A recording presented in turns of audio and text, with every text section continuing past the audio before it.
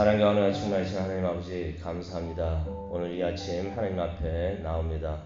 하나님을 만나는 귀한 시간, 의미 있는 시간 될 수 있도록 하나님 은혜 내려 주시옵소서. 감사합니다. 예수님의 이름으로 기도합니다.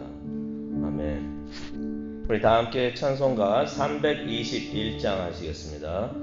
321장 날 대속하신 예수께. 통일 찬송가 351장입니다.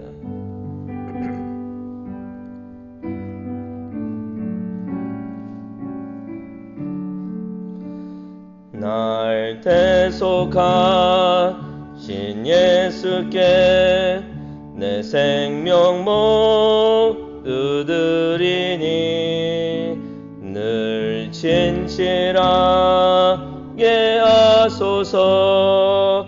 내 구주 예수여, 나 구주 위에 살리라. 내 기쁨 한량 없으리. 내 갈 길이 인도하소서. 내 구주 예수여, 날 구원하신 예수를 일평생 의지하오니 날 영접하여 주소서. 내 구주 예수여, 나 구주 위에 살리라. 내 기쁨 한량 없으리. 내 갈 길 인도하소서. 내 구주 예수여, 주 십자가에 달리사 날 자유하게 했으니 내 몸과 마음을 주 위에 다스게 하소서. 나 구주 위에 살리라. 내 기쁨 한량 없으리. 내 갈 길 인도하소서. 내 구주 예수여.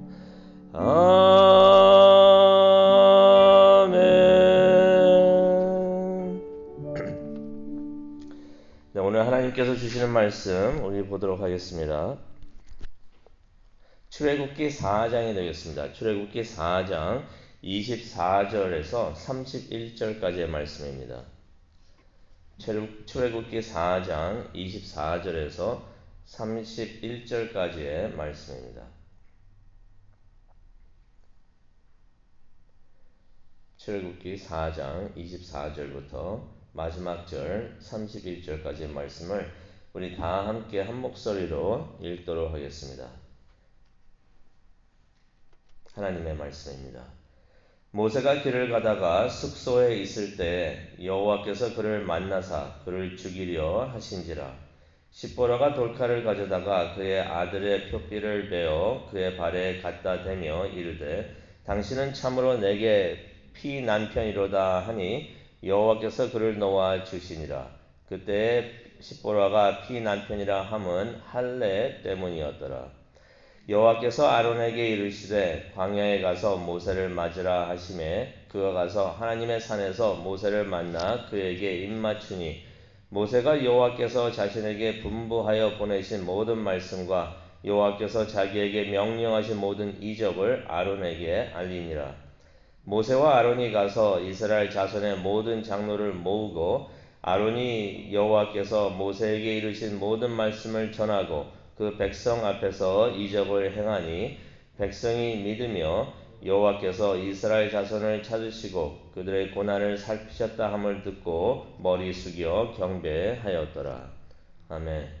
하나님, 오늘 이 말씀을 들고서 하나님 앞에 나옵니다. 하나님께서 이 말씀을 통하여 우리들에게 전하시고 싶은 그 메시지, 또 하나님의 음성을 들려주실 줄로 믿습니다. 하나님을 만나는 귀한 시간 될 수 있도록 은혜 내려 주시옵소서. 감사합니다. 예수님의 이름으로 기도합니다. 아멘. 네, 오늘은 출애굽기 4장 24절에서 31절까지의 말씀이 되겠는데요. 이 말씀은 모세가 가족과 함께 미디안을 떠나서 애굽으로 가던 그 길의 이야기가 되겠습니다. 어떻게 보면 굉장히 짧은 기록이 되겠는데요. 하지만은 이 짧은 몇 절 안 되는 이 내용 안에서 많은 일이 일어났다는 것을 우리가 알 수가 있습니다. 하나하나 이 일어났던 일들이 하나하나 모세에게는 귀중한 만남의 일들이었습니다. 하나님과도 만나고 또 형 아론과 만나고 또 백성들과 만났던 이야기가 되겠는데요. 오늘은 그래서 모세의 귀향길에 있었던 일들에 관한 이야기를 나누려고 합니다. 24절을 보시면요. 모세가 애굽을 향해 가던 중에 한 숙소에 머물렀을 때의 일이 되겠습니다. 숙소에 머물러 있는데 바로 그곳에 하나님께서 모세를 만나러 오셨던 것입니다. 그런데 그때 모세가 병을 얻어가지고 죽게 됩니다. 그게 24절에 나오는 말씀입니다. 아니 도대체 그때 무슨 일이 있었던 것일까요? 기록에는 없습니다. 하지만은 그때 이후에 모세의 아내 십보라가 무슨 일을 했는가를 보면은 대충 왜 이런 일이 일어났고 무슨 일이 있었던 것인 것을 우리가 알 수가 있는데요. 25절을 보게 되면은 십보라가 돌칼을 가지고 옵니다. 돌칼을 가지고 와서 그의 아들의 표피를 베었다라는 말씀이 나옵니다. 이게 어떤 장면이냐면요. 십보라가 급하게 할례를 행했다는 것입니다. 할례라는 것은 잘 알고 계시죠? 창세기 17장 10절에서 14절에 나오는 말씀이 되겠는데요. 그 성경에다가 이걸 적어두시기 바랍니다. 나중에 또 성경 공부하실 때 이것을 적어두시고 한번 보시면은 도움이 될 텐데요. 창세기 17장 10절에서 14절까지의 말씀이 됩니다. 하나님께서 아브라함을 통해 가지고 이스라엘 백성에게 내리신 언약의 표징이 바로 할례인 것입니다. 그래가지고 모든 이스라엘 남자들은 태어난 지 8일 만에 할례를 받았어야 되는데요. 이것을 통해서 하나님과 그의 백성 간의 언약이 있는데 하나님께서 이스라엘을 아들로 삼으시고 장자로 삼으시고 언약을 세우셨는데 그 언약의 표징이 바로 할례가 된다는 것입니다. 근데 이것을 중요하게 여겨야 되는데요. 이것을 어길 경우 하나님과의 언약을 깨트리는 것이 됩니다. 그렇기 때문에 이것을 어겼을 때는 그냥 할례를 하고 말고의 문제가 아니라 하나님의 백성에서 제거가 된다는 것이에요. 그렇기 때문에 이스라엘에게는 매우 중요한 일이 되는데요. 여기서 참고로 제가 말씀을 드리겠습니다.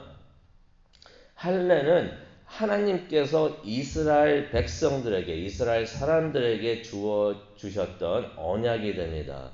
이 말은 무슨 말이냐면요. 이방인들은 이것을 지킬 의무가 하나도 없다는 것입니다. 대신 영적 이스라엘이 되는 사람들, 기독교인들을 말합니다. 우리들을 말합니다. 우리 모든 사람들은, 기독교인들은 세례를 통해서 영적 할례를 받아야 됩니다. 즉 마음의 할례를 받아야 되는 것을 우리가 기억하시기를 바랍니다. 육체적인 할례는 유대인들에게, 이스라엘 사람들에게 주어주셨던 것이고 우리는 영적 마음의 할례를 받아야 된다는 것입니다. 근데 이때 십보라가 하나님이 오셨습니다. 갑자기 모세가 병을 얻어가지고 죽게 됩니다. 이때 갑자기 십보라가 할례를 행했다는 것이에요. 아들에게 할례를 행했다는 것인데요. 이 말은 무슨 말이냐면요. 가만히 생각해 보면은 그 아들에게는 할례를 그 전에 행하지 않았다는 것입니다. 하나님이 하라고 하셨었는데 아들이 둘이 있었습니다. 그런데 한 아들에게는 할례를 행하지 않았다는 것이에요. 25절 한번 다시 한번 보시겠는데요. 25절 보시면은 그의 아들의 표피를 베어라고 그랬어요. 아들이라고 그랬으면 아들들의 표피를 베었다고 안 하고요. 아들이라고 그랬어요. 단수를 이야기하고 있습니다. 한 명이었다는 것입니다. 아들 중에 둘이 있었는데 아들 중에 한 명에게 할례를 행했다는 것입니다. 할례를 무조건 했었어야 됐는데 그건 하나님의 명령이셨는데 안 했던 것이에요. 그래서 급하게 십보라가 할례를 행하는데 만약에 첫째도 할례를 행하지 않았었으면은 할례를 받지 않았었으면은 첫째 아들, 둘째 아들 다 해서 할례 받는 아들들이 한 명이 아니었겠죠. 근데 여기 성경에 보니까 한 명이었던 것이에요. 무엇을 우리가 추측할 수가 있겠습니까? 이때 할례를 받았던 아이는 둘째 아이였구나라는 것을 우리가 알 수가 있어요. 첫째 아이도 안 했으면 첫째, 둘째 다 했겠죠. 그러면 여기서 아들들이라고 표현을 했을 텐데 아들이라고 한 명이라고 표현을 한 것입니다. 이것을 봤을 때 우리가 무엇을 생각할 수가 있었냐면요. 할 수가 있냐면요. 모세가 그 전에 첫째에게는 할례를 주었던 것이에요. 그런데 아마 그때 아내 십보라가 크게 그것을 보면서 반대를 했던 것 같습니다. 크게 반대를 하니까 모세가 가정의 평화를 원했는지는 모르겠지만은 둘째에게는 할례를 주지 않았다는 것을 우리가 알 수가 있는 것이에요. 근데 이것이 그냥 쉽게 넘어갈 문제가 아니었습니다. 모세가 어떤 사람이었습니까? 하나님의 명을 받아가지고 그것을 지키러 가는 사람이었던 것입니다. 나중에는 율법도 직접 받아가지고 그 율법을 지키게 하게끔 하는 사람이 바로 모세였는데 모세가 스스로 하나님과의 언약을 어겼다는 것입니다. 이거 굉장히 중요한 일이죠. 그런데 모세가 이것을 그냥 슬쩍 넘어가려고 했던 것 같아요. 슬쩍 넘어가가지고 그냥 애굽으로 돌아가가지고 그냥 할 일을 하려고 했었던 것 같은데 하나님께서 이 잘못을 짚고 넘어가시는 것이었습니다. 십보라가 늦게나마 잘못을 깨달았습니다. 이러다가 내 남편 죽겠구나. 이게 이렇게 쉽게 생각할 일이 아니었었구나. 자신의 잘못을 깨닫고 급하게 할례를 거행하는 것을 우리가 여기서 봅니다. 여기서 우리가 참 배워야 될 것 같아요. 우리가 생각하기에 조그만 일이고 작은 일이라고 생각하고 이거 그냥 넘어갈 수도 있는 일이지. 이거 문제 삼나 할 수 있는 것도 하나님에게는 그것이 하나님의 말씀을 어기는 일이라면은 하나님께서는 그것을 꼭 짚고 넘어가신다는 것이에요. 그리고 또 우리가 가정을 먼저 잘 관리를 해야 된다는 것입니다. 모세가 이제 앞으로 이스라엘 온 민족을 다스리고 통제하고 이끌어 나갈 사람이었는데 가장 먼저 가정부터 잘 관리를 했어야 된다는 것입니다. 이것은 하나님께서 신약에 와서도 우리에게 가르쳐 주시는 말씀이 되겠는데요. 디모데전서 3장 4절을 보면은 그 말씀이 나와 있습니다. 이제 모세가 건강을 되찾습니다. 되찾아가지고 시내산에서 시내산 다른 말로 하면은 이게 하나님의 산이라고도 표현을 하고요. 27절에 나오죠. 하나님의 산이라고 나오는데 그게 시내산을 의미합니다. 또 시내산은 호렙산이라고도 알려져 있습니다. 바로 그곳에서 자신의 형과 재회를 합니다. 40년 만에 두 형제가 만나는 순간입니다. 그 형은 이제 아론이죠. 어느덧 아론이 83세가 되었던 것입니다. 40년 만에 두 형제가 만나니 얼마나 반가웠을까요? 모세가 오랜만에 형을 만나가지고 할 이야기도 참 많았겠습니다. 많았지만은 28절에 보니까 어느 말씀을 아론 형에게 전합니까? 하나님께서 자기에게 분부하신 말씀을 아론에게 알려주는 것이에요. 근데 그것을 알려주면서 이적을 행하면서 이것 보라고 이게 내 말이 아니고 하나님이 하시는 일이라고 하면서 이적을 행하면서 형 아론에게 알려주는 것이 28절에 나와 있습니다.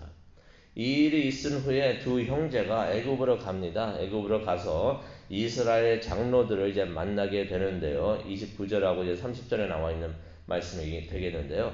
이때 아론이 모세에게서 들은 하나님의 말씀을 이스라엘 장로들에게 전해줍니다.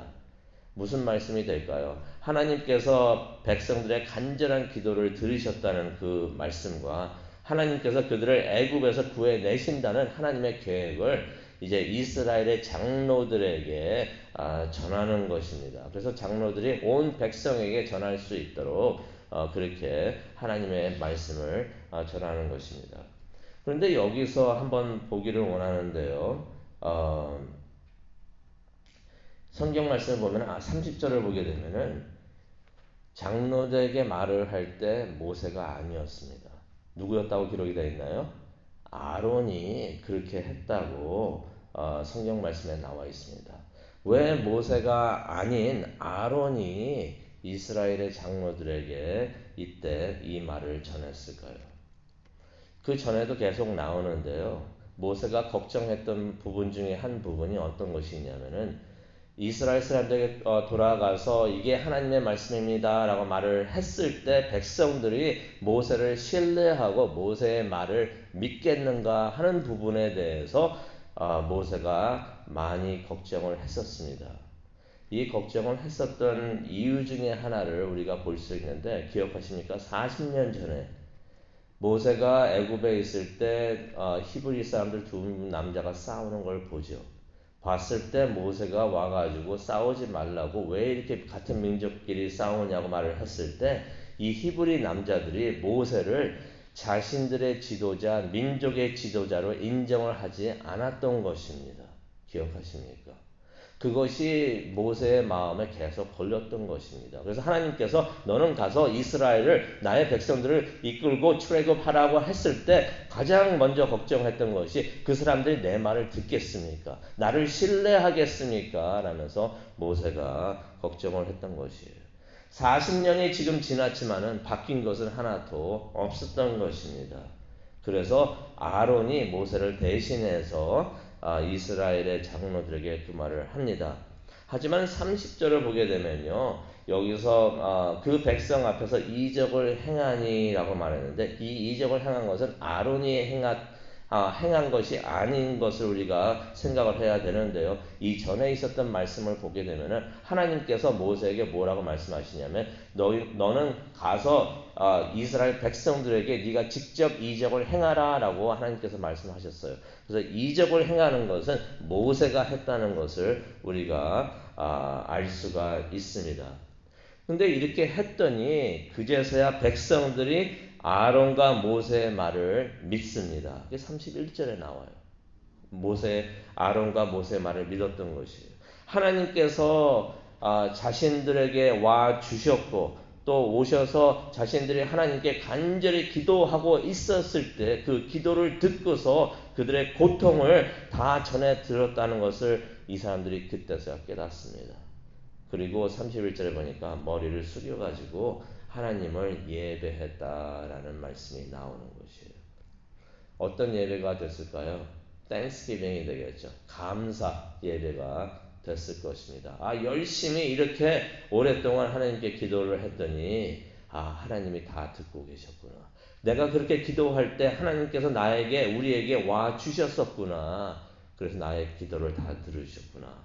이것을 들으니까 너무나 감사했던 것입니다. 그래서 백성들이 하나님을 예배하면서 모세와 아론에게 이제 순종하기 시작했다는 것을 우리가 알 수가 있습니다. 이것은 하나님께서 이전에 다 예언을 하셨던 것이에요. 애굽의 왕 바로는 모세의 말을 듣지 않지만은 순종을 하지 않지만은 백성들은 너의 말을 들을 것이다 라고 말씀을 해주셨는데 그것이 다 이루어지는 것을 우리가 알 수가 있습니다. 말씀을 보면서 이제 기도하는 시간을 가지려고 하는데요. 다시 한번 우리가 생각해 봅니다. 하나님의 뜻과 계획, 생각하시는 것 모두 다 이루어집니다. 그대로 허투루 그냥 넘어가는 것이 없습니다. 모세가 그런 실수를 했던 것이에요. 이거 하나 그냥 슬쩍 넘어가도 되겠지. 하나님께서 그것을 집어서 지적을 해주셨던 것입니다. 우리가 하나님의 일에 사용되기를 원하는데요. 그렇게 사용되기를 원한다면 우리가 하나님의 말씀을 순종해야 됩니다. 골라서 어떤 것은 순종하고 마음에 들지 않는 것은 순종하지 않는 것이 아니라 모든 하나님의 말씀을 다 순종해야 되는 줄로 믿습니다. 어느 누구도 예외가 될 수가 없는 것이에요. 하나님께서는 모세에게도 그렇게 하셨던 것 같이 순종하는 사람들, 하나님의 말씀에 순종하는 사람들, 하나님의 뜻과 생각에 순종하고 지금 우리가 살고 있는 세상의 문화와 생각이 아닌 하나님의 뜻에 순종하는 사람들을 사용하시는 줄로 믿습니다. 우리 모두가 하나님의 뜻에 사용되는 사람들이 하나님의 사람들이 되기를 원합니다. 또 우리 교회가 그러한 하나님의 교회가 되기를 원합니다. 그것을 위해서 기도하는 시간을 갖도록 하겠습니다. 하나님, 오늘 말씀을 통해서 우리들에게 다시 한번 음성을 들려주시니 감사합니다. 하나님의 생각을 다시 한번 깨닫게 해주시니 감사합니다. 하나님의 생각과 뜻에 순종하는 우리 모두가 되게 하여 주시옵소서. 우리가 생각하는 자그마한 일이라도 하나님의 뜻이라면 순종하는 우리 모두가 되게 하여 주옵소서. 그것을 위해서 기도하기를 원합니다. 기도하는 우리가 되게 하여 주옵시고, 또 기도할 때 이스라엘 백성들이 기도할 때 하나님이 찾아주셨고 모든 걸 다 들으셨던 것을 생각을 합니다. 지금 기도하는 이 순간 우리에게 찾아와 주시고 우리의 기도를 들으시는 줄로 믿습니다. 감사합니다. 예수님의 이름으로 기도합니다. 아멘.